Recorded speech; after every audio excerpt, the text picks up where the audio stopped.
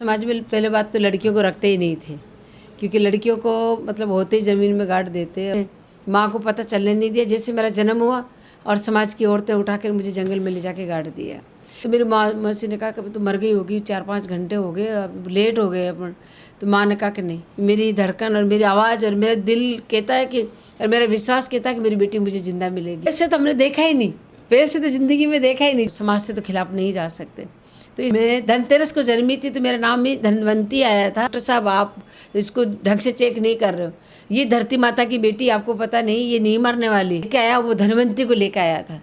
अब जो मैं लेके जा रहा हूँ वो गुलाब को लेके जा रहा हूँ। ये 15 अगस्त के भी मेरा एक और आपको निवेदन करती हूँ, सबको निवेदन करती हूँ कि सबके घर घर में 15 अगस्त को झंडा ले रहे। कभी बाड़मेर के बारे में सुना था कि आने का इस बाड़मेर के तो इतना एक सुरीला और ले ताल से भरा हुआ शहर है, ये नगरी है कि यहाँ से हमारे लांगा मंगनियार हर कलाकार हमारे। बहुत अच्छा लगा कि हमारे समाज में मैं पहला लड़की हूँ जिसने ये कालबेलिया डांस और ये सफ़र किया है। हमारे समाज में पहले बात तो लड़कियों को रखते ही नहीं थे, क्योंकि लड़कियों को मतलब होते ही ज़मीन में गाड़ देते, और उसका भी एक रीज़न था कि क्यों गाड़ते थे, क्यों मारते थे। हम लोग गरीब हैं और घर घर गांव गांव जाके और सांपों की पूजा करवाते हैं, बीन बजा के सांपों को नचा के उन्हीं के ऊपर हमारा पेट पालन करते हैं हम लोग। तो इसलिए सदियों से ये रिवाज बना हुआ था कि हम रूल बना दिया था समाज वालों ने कि अपन जगह जगह जाते हैं, भीख मांगते हैं, और कोई देना लेना कुछ होता नहीं है। बेटियों की रखवाली कैसे करेंगे, आज इस घर कल उस। तो बस हम गुरु कनिपानाथ जी के शिष्य हैं और गुरु पंथ में है हम लोग, और नाथ पंथ में हैं। तो बस ये रूल बनाया कि जो लड़की जन्मती है, अगर रख ले कोई एक बेटी, किसी की श्रद्धा है, नहीं तो बोला जैसे जन्मती है नाड़ा नहीं काटना, जैसे जन्मती है वैसे ज़मीन में गाड़ दो। वही मेरे साथ में भी ऐसा ही हुआ। कैसा रहा वापस? तो वो मेरे समाज में जैसे ये रिवाज बना हुआ था और इस तरीके से मतलब चलता हुआ आ रहा था बहुत सालों से। मेरे पापा माता चामुंडा के पुजारी है और वो नहीं चाहते थे कि बेटी को मारूं, क्योंकि वो माता की पूजा करते हैं। वो ये चीज़ से लड़ते थे कि आप धन पाने के लिए लक्ष्मी माता की करते हैं, संगीत के लिए सरस्वती की पूजा करते हैं, तो बोला और जन्म देने के लिए तो माँ होनी चाहिए, और उस माँ को बोला आप लोग गाड़ देते हो। क्या हुआ कि मेरे पापा, हम लोग रास बाबरा के हैं, वहाँ से पापा छोड़ के जगह और अजमेर आ गए, और अजमेर रहने लगे अलग, मेरे दादा से अलग, क्योंकि दादा ने और परदादा ने रूल बनाए थे, पंच थे हमारे दादाजी। तो वो मेरे पापा का कि मैं इस रूल से खिलाफ हूँ, अलग आके रहने लगे, माता की पूजा करने लगे। पहले 3 बेटियाँ हुई, फिर 3 बेटे हुए, फिर 7वां नंबर मेरा हुआ घर में। और माता की पूजा करते थे पापा, और माता की मतलब दुआ से 5 साल बाद हुई मेरे भाई के बाद।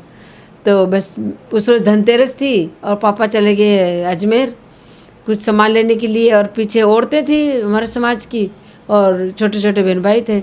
माँ को पता चलने नहीं दिया। जैसे मेरा जन्म हुआ और समाज की औरतें उठाकर मुझे जंगल में ले जाके गाड़ दिया। तब जब गाड़ा, जब मेरी माँ ने पूछा कि भाई मेरा बच्चा हुआ था, रोया था, जिंदा हुआ है, इतना मुझे एहसास है, लेकिन गया कहाँ, 1 घंटा पर हो गया, भाई ला के नहीं दे रहे मेरे बच्चे को।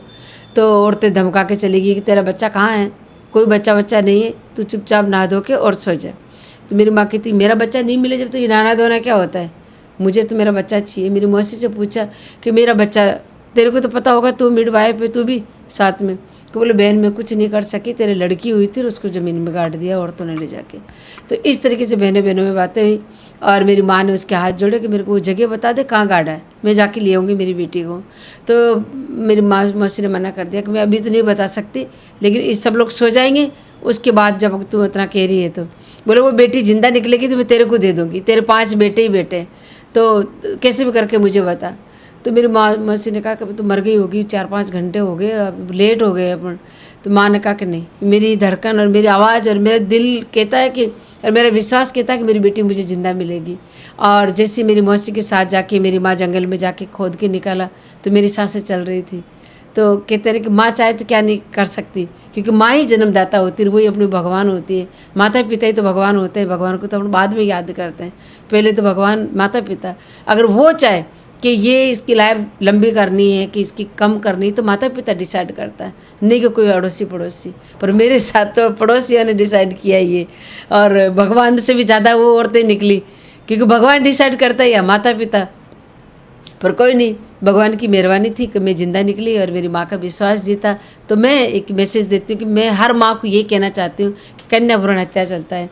अगर माता पिता ये ठान ले कि बेटा या बेटी जो भी आ रहा है राजस्थानी अपने हिंदुस्तानी नागरिक आ रहा है उसका ढंग से वेलकम करें तो कोई कन्या भ्रूण हत्या नहीं होगा और कोई बेटियों को नहीं मारेंगे। तो बस यहाँ से मेरा जन्म से ये विरोध, ये जन्म मेरा स्टार्ट हुआ। पैसे तो हमने देखा ही नहीं, पैसे तो ज़िंदगी में देखा ही नहीं। जब मैं नाचने जाती थी तभी तो मुझे पैसे की गिनती नहीं आती थी, और आज भी हकीकत है कि मैं पैसों की गिनती नहीं करती हूँ और नहीं मैं गिनती हूँ पैसे, क्योंकि जो इंसान पैसों के चक्कर में पड़ जाता है ना वो फिर वो पैसे ही गिनते रहता है, फिर वो अपनी तरक्की की तरफ नहीं होता। मैं अपनी तरक्की की तरफ हूँ, मैं पैसों की तरफ नहीं हूँ। तो बस मेरा ये है कि मैं जब रोड पे नाचती थी, जब लोग 2-2 3-3 पैसे फेंकते थे, मैं जब भी घूंघट निकाल के नाचती थी, जब मेरे को पहले बार, क्योंकि मैं रोड पे भी नाचने जाती थी, पापा के साथ में भी सांपों के साथ नाचने जाती थी। समाज के लोग यही कहते हैं कि ये लड़की नाचती नाचती है, ये है कौन? मेरे पापा कहता माता है और ये धरती माता की बेटी है, धरती पुत्री है।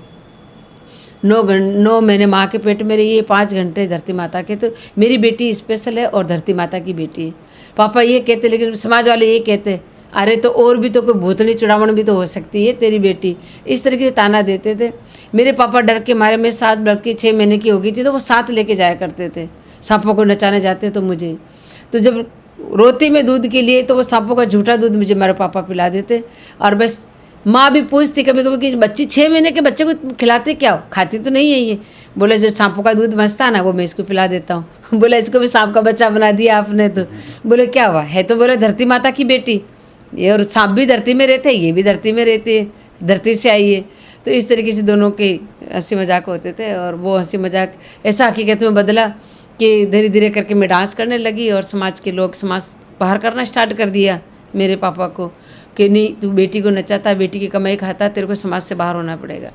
फिर 2-3 साल के हुई पापा घर छोड़ना स्टार्ट कर दिया कि नहीं कोई बात नहीं, बोला घर छोड़ देता हूँ। और समाज के लोग ऐतराज़ उठाते हैं तो बोला अपने समाज से तो खिलाफ नहीं जा सकते।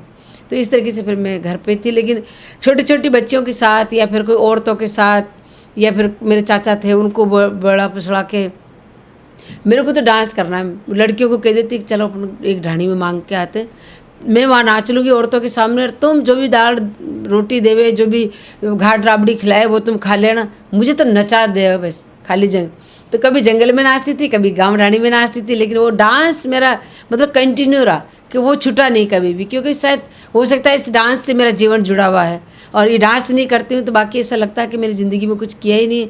आज भी मेरी यही हालत है कि मैं कितनी बीमार हूँ, मुझे आप डांस करवा लो मैं तैयार हो जाती हूँ, मुझे डॉक्टर की जाने की ज़रूरत नहीं, क्योंकि डॉक्टर मेरे पे गुस्सा है, कभी बीमार होकर नहीं आती गुलाबी, तू खुद ही तैयार हो जाती है। मैंने कहा माता का हाथ है मेरे ऊपर, मैं बीमार क्यों होंगी।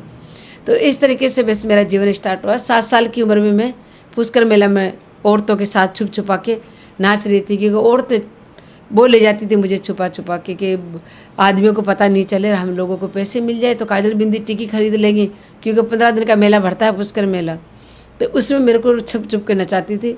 और एक रोज़ मैं टीलों पे डांस कर रही थी, वहाँ पे हिम्मत सिंह जी और तृप्ति पांडे टूरिज्म डिपार्टमेंट के ऑफिसर थे।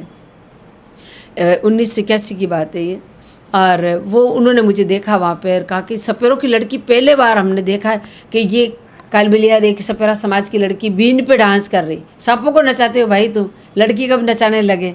तो मैडम ने मेरा हाथ लगा के देखा कि तू तो रबड़ की गुड़िया की जैसे एकदम ऐसे, तेरे बदन में हड्डियाँ है या नहीं।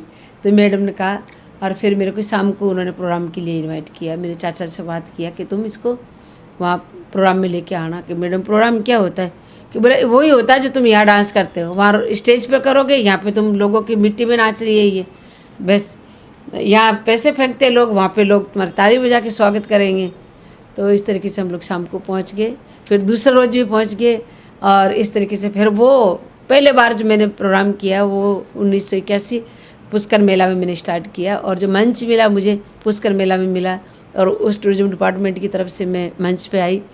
लेकिन जब पड़वा को पता चला पूनम के दूसरे रोज़ कि ये लड़की तो 2 दिन से तख्तों पे डांस कर रही है, तो समाज के लोग बोले जिस चीज़ का डर था वही हुआ कि ये अच्छी लड़कियां तख्तों पे डांस नहीं करती और ये लड़की तख्तों पे डांस करके आ गई। तो बोला समाज की बहुत बड़ी सारी पंचायती बैठ गई, क्योंकि बहुत लोग इकट्ठे होते हैं हमारे समाज के वहाँ, शादी वाह वहीं तय होते हैं हम लोगों के, जो भी पंचायती होती है, जो भी जाति का काम होता है सारा वहाँ होता है तय। तो इस तरीके से समाज के लोगों ने मेरे पापा को समाज से बाहर कर दिया, कहा कि नहीं अब तो तेरी बेटी को लेके दूर चला जाए, जवान हो गई, ये 7 साल की होगी, इसकी शादी तो कर नहीं रहा, तू तो नचाता है इसको। तो मेरे पापा ने सगाई भी करी थी मेरी, लेकिन वो मेरे से 35 साल बड़ा था लड़का, सगाई भी हुई, लेकिन वो डांस देख देख कर वो लड़का बोला ये तो नाचती है, मैं कहाँ नचाता फिरूंगा, बोला इसको मैं तो नहीं लेता। तो मेरी पहला सगाई टूट गई और मैं बहुत खुश हुई, मैंने कहा चलो सगाई तो टूट गई अपनी, नहीं तो ये पता नहीं फिर नाचने नहीं देता। तो इस तरीके से फिर मैं अजमेर से जयपुर चली गई और समाज के लोग पीछे चिल्लाते रह गए, समाज से बाहर करते रह गए। और मैडम का वहाँ से कोई आदमी आया था तो उनके थ्रू मेरे को पता चला कि मैडम मुझे जयपुर बुला रही है। मेरे भाई के साथ में रात को उठ के दोनों बहन भाई भाग गए हम लोग, और मेरी मम्मी पापा को बताया नहीं, और वहाँ जयपुर जाके रहने लगे। मैडम के पास 2-3 दिन बाद मेरा भाई रक्षा चला के किराया करके ढूंढा कि 3 मूर्ति चौराहे पे है वहाँ टूरिज्म डिपार्टमेंट, ढूंढ के फिर वहाँ पहुँचे और फिर मैडम के पास गए। फिर इला अरुण जी, फिर उनकी रमा पांडे जी, सारी सातों बहनें इकट्ठी हो गई और उन्होंने देखा, कहा कि बोले तृप्ति तू तो एक नमूना, एक हीरा होता है ना, वो चुन के लेके आइए, जो निकलते ना वो एक बाकी ये गुलाब है, इसको तू बहुत इसको आगे बढ़ाना। तो इस तरीके से मैडम और फिर राजमाता का आशीर्वाद मिला मुझे। पढ़ाई का बहुत कमी महसूस हुई है मुझे कि क्योंकि बेटी को कहते हैं कि वो उसको पढ़ाना भी बहुत ज़रूरी होता है, क्योंकि उस टाइम पे तो हमारी पढ़ाई होती, पढ़ाई छोड़ के बेटी को जिंदा रहना ही अलाउ नहीं था, तो पढ़ाई कहाँ से होती। पर वो मेरे को बहुत शौक था पढ़ने का, और गांव ढाणियों में औरतें आती भी थी कि आप पढ़ लो, लेकिन सुनती थी मैं, लेकिन नहीं पढ़ पाई। और वो पढ़ाई की जो कमी पूरी हुई वो मैंने मेरे बच्चों में पूरी की। मेरे ये था कि बचपन से जब अमेरिका जाके वापस आई, मैंने कहा समाज के लोग शादी तो मेरी करेंगे, लेकिन शादी होगा बेटा हो चाहे बेटी हो, मेरे को पढ़ाना। तो ये मेरे दिमाग में जुनून था कि मुझे पढ़ना है, अगर मैं नहीं पढ़ पाई तो मेरे जो भी बच्चे होंगे उसको मैं पढ़ाऊँगी। और एक क्लासिकल डांस जब हम लोग मंच पे करते थे तो पार्टियाँ आती थी क्लासिकल करने वाले, तो उनको भी मैं देखती थी, गिरधारी महाराज की पार्टी उनको, तो वो देखती थी। मैंने कहा यार मैं भी इन दोनों पाँव से इस तरीके से घुंघरू बजा कर इस तरीके से नाचूं, तो वो मेरे मन में रह गई थी। एक मेरी पढ़ाई की, तो मेरे सबसे पहले बेटी हुई, और बेटी को फिर मैंने 2-2.5 साल बाद मैंने पढ़ने के लिए डाला। फिर 6 साल की उम्र में उसको मैंने महारानी गायत्री देवी राजमाता की यहाँ वहाँ डाल दिया। महारानी गायत्री देवी ने कहा कि बोला गुलाबो कितनी बेटी इंग्लिश एमए किया है, पूरी पढ़ाई कर ली उसने, राजस्थानी फिल्मों की हीरोइन भी है वो, और क्लासिकल डांस भी सीखा है। और तीनों बेटियां राजस्थानी मूवी में भी करती हैं, अरविंद जी और नीलू मैम के उनके ऑडिशन में, और तीनों बेटियां अच्छा पढ़ रही है। और एक छोटी वाली अभी पढ़ाई पूरी की है और वो उसने कॉलेज ज्वाइन किया है, और बड़ी वाली पढ़ाई पूरी कर दी, वो राजस्थानी फिल्मों की हीरोइन भी है, और मेन रीड किया है उसने। अपने 5 बच्चे हैं मेरे, 2 बेटा और 3 बेटियाँ। तो बेटे भी मेरे फ्यूजन ग्रुप चलाता बड़े वाला, तो 5 बच्चे मतलब कलाकारी में ही है, और वो मेरा सपना पूरा किया कुल मिला के, पढ़ाई का भी और क्लासिकल का भी।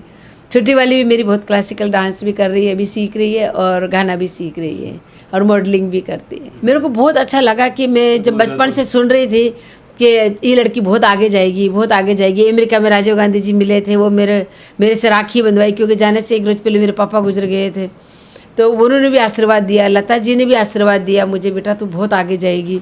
तो ये राजमाता ने भी आशीर्वाद दिया, तो वो मैं सुनती थी कि बहुत आगे जाएगी, आगे जाएगी। मैंने कहा मैं चलो आगे ही चलना, पीछे घूम के देखना नहीं, पीछे दुश्मन होता है, अड़ोस पड़ोस में गंदे लोग। तो मेरे को आगे भगवान ने हाथ पकड़ा, तो मैं भगवान का हाथ नहीं छोड़ा, आगे चलती गई मैं।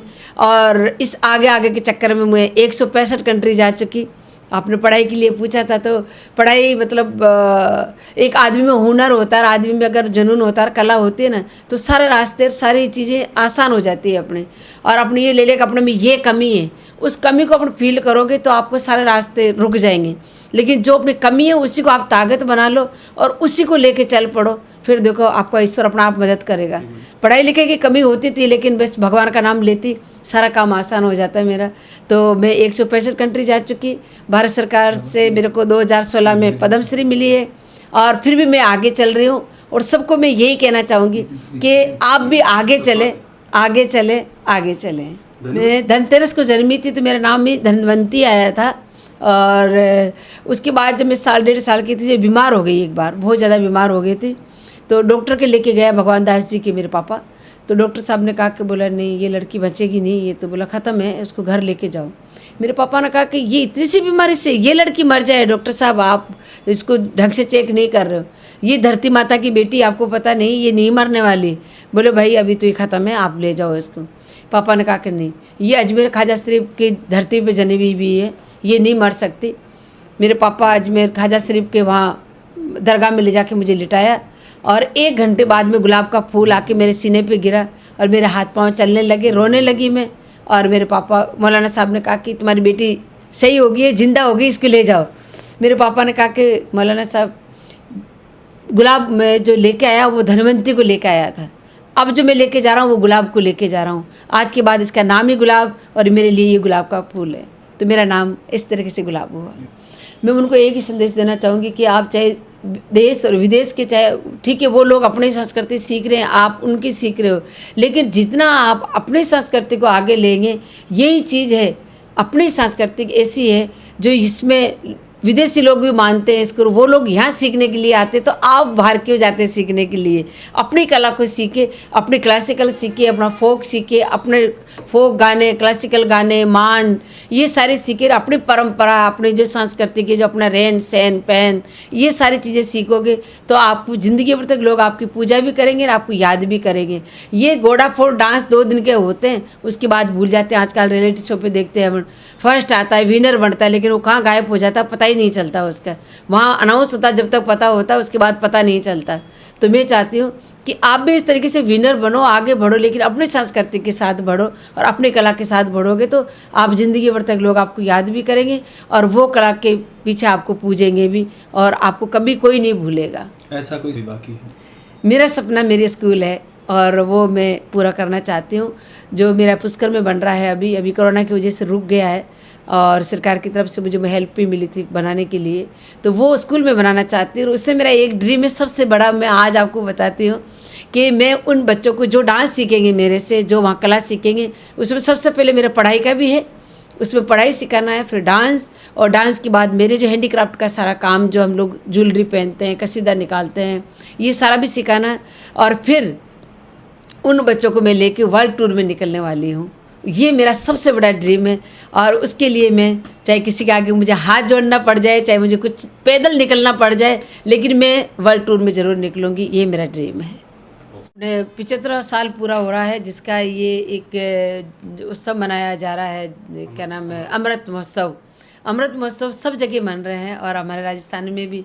तो मेरे को यहाँ बाड़मेर में आई हूँ, मैं पहली बार आई हूँ, मुझे आते ही ऐसा लगा जैसे मैं विदेश में बैठी हूँ। मुझे हरियाली हरियाली नज़र आ रही है और बहुत अच्छा लग रहा है। मैंने बच्चों की एक गाड़ी में देखो कितनी साफ़ सुथरी रोड, कितने अच्छे लग रहे हैं, जैसे विदेश में आ गए हैं अपन, और मुझे बहुत अच्छा लग रहा है और आपसे मिलके भी बहुत अच्छा लगा। और अभी तो मैं सिर्फ होटल में आके रुकी हूँ, लोगों से मिलूंगी तो भी मुझे बहुत अच्छा लगेगा, क्योंकि कहते हैं कि गांव की जो गवाह है ना, वो तो बाड़े बोल देती है। जैसे अपने पुरानी कहावत है, डोकरे बोलते थे कि गांव की साख तो बाढ़ बोल देती है।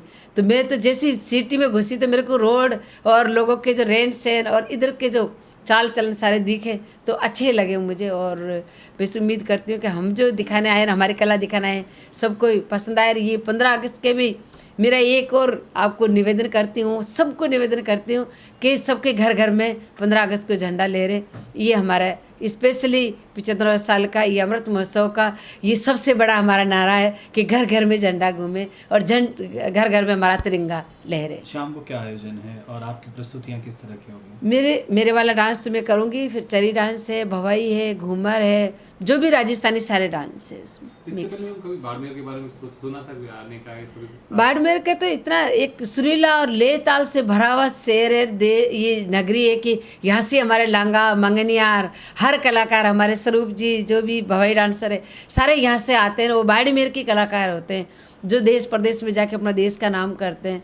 तो ये तो इतना एक सुरीला हमारा बाड़मेर है जिसमें हमारे लंगा मंगनियार रहते हैं, ऐसे से कलाकार रहते हैं। तो बहुत अच्छा लगता था सुन के कि बाड़मेर पहले बार मैं आई हूँ। देखो 40 साल हो गए मुझे प्रोग्राम करते हुए और पहले बार मुझे मौका मिला है। और बहुत बहुत धन्यवाद और थैंक यू देना चाहूँगी नगर निगम को कि मुझे बुला के और या सबसे रूबरू करवाया और इतने अच्छी जगह मुझे बुलाया।